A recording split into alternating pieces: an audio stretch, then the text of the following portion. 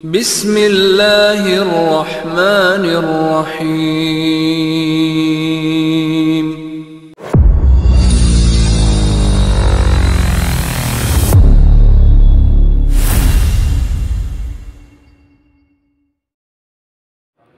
প্রিয় শিক্ষকবৃন্দ, আসসালামু আলাইকুম। দাখিল আলিম ফাজিল কামিল মাদ্রাসায় কর্মরত শিক্ষক কর্মচারীদের এমপিও শিটের বিভিন্ন সংশোধনী নিমিত্ত প্রয়োজনীয় কাগজপত্র তথ্যাদি সংযুক্তি সংক্রান্ত বিজ্ঞপ্তি যে প্রকাশ হয়েছে, সেখানে বলা হয়েছে যে এমপিও শিটে যদি কারো নাম, পদবি, জন্ম তারিখ, নামের বানানের অক্ষর ভুল থাকে, সেগুলো সংশোধন করতে হবে। কারণ যখন ইএফটির কাজ হবে তখন যদি এই জিনিসগুলো না থাকে তখন কিন্তু সমস্যায় পড়তে হবে এবং বেতন ভাতা পেতে সমস্যা হতে পারে। এর জন্য যা যা করতে হবে সেটা হচ্ছে পদবি ও বিষয় সংশোধন এর জন্য কী কী কাগজপাতি প্রয়োজন এখানে কিন্তু বিস্তারিত বলা আছে। এই যে 1 থেকে 11 পর্যন্ত যে বিষয়গুলো দেওয়া আছে, এগুলো কিন্তু পদবি ও বিষয় সংশোধনের জন্য এই কাগজগুলো লাগবে। আর এই কাগজগুলো কিন্তু সবগুলোই অফলাইনে, কোনো অনলাইনে আবেদন করা যাবে না।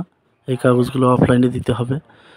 এই কাগজগুলো নিয়ে প্রথমে যে জেলা শিক্ষা অফিস আছে, নিজ নিজ যে থানার যে জেলা শিক্ষা অফিস, সেখান থেকে স্বাক্ষর করার পর প্রধান শিক্ষকের ফরওয়ার্ড সহ এগুলো বোর্ডে জমা দিতে হবে। জমা দেওয়ার পরেই মূলত এই কাজগুলো মেমিস থেকে সমস্যার সমাধান করা হবে। এরপর কারো যদি নামের বানান সংশোধন করার প্রয়োজন হয়, সেই ক্ষেত্রে 10টি কাগজের দরকার।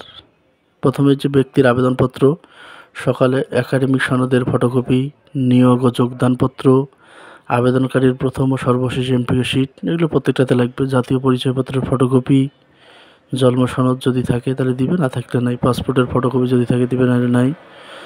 এরপর হচ্ছে সংশোধন সংক্রান্ত গভর্নিং বডি ও ম্যানেজিং কমিটির রেজলিউশন কপি। তারপর হচ্ছে প্রতিষ্ঠান প্রত্যয়নপত্র দিবে এবং 300 টাকার একটা নন জুডিশিয়াল স্ট্যাম্পের অঙ্গীকারনামা। এখানে যে নামের বানান ভুল হচ্ছে সেই বিষয়টা এখানে বিস্তারিত থাকবে। কারণ পরবর্তীতে যদি সংশোধন করার পর যদি কেউ বলে যে না আমার নাম ভুল হয়েছে, যার কারণে এই রিস্কটা কিন্তু মন্ত্রণালয় নেবে না, যার কারণে এখানে 300 টাকার স্ট্যাম্প বলা হয়েছে। এবং অনেক শিক্ষকের দেখছি যে জন্ম তারিখ সংশোধন প্রয়োজন হয়, সেজন্য ব্যক্তির আবেদনপত্র প্রথমে দেওয়া হয়েছে। এরপর এখানে 10টা কাগজ, ওই একই কাগজ। এবং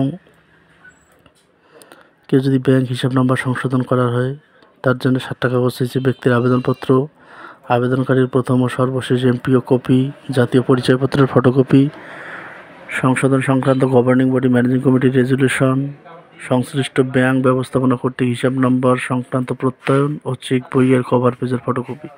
এইখানে শুধুমাত্র এইটা হচ্ছে ব্যাংক কর্তৃক লিখবে, যেহেতু এখানে ব্যাংকের হিসাব নাম্বার সংশোধন করতে হবে, যার কারণে এটা একটু অতিরিক্ত কাগজ সংযুক্ত করতে হবে। এরপরে যে ইন্ডেক্স নাম্বার সংশোধন, কেউ যদি ইন্ডেক্স নাম্বার সংশোধন করতে হয় তার জন্য 13টি কাগজ প্রয়োজন। এরপর মাদ্রাসার নামের বানান সংশোধন, এটা হচ্ছে প্রতিষ্ঠানের নামের বানান সংশোধনের ক্ষেত্রে এই কাগজগুলো দরকার।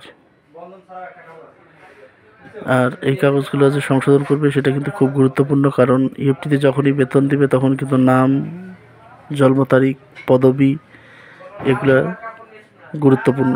এর কারণ এগুলো না থাকলে কিন্তু বেতন জটিলতায় পড়তে হবে। এই জন্যে সকলেই যত দ্রুত সম্ভব নিজের এমপি শিটে নিজের নাম, বয়স, জন্ম তারিখ যদি কারো ভুল হয়ে থাকে এটি সংশোধন করার জন্য মন্ত্রণালয় থেকে বারবার তাগিদ দেওয়া হচ্ছে। এই জন্য আপনারা অতি দ্রুত এগুলো সংশোধন করে নিন। ধন্যবাদ সবাইকে। আসসালামু আলাইকুম রহমতুল্লাহ।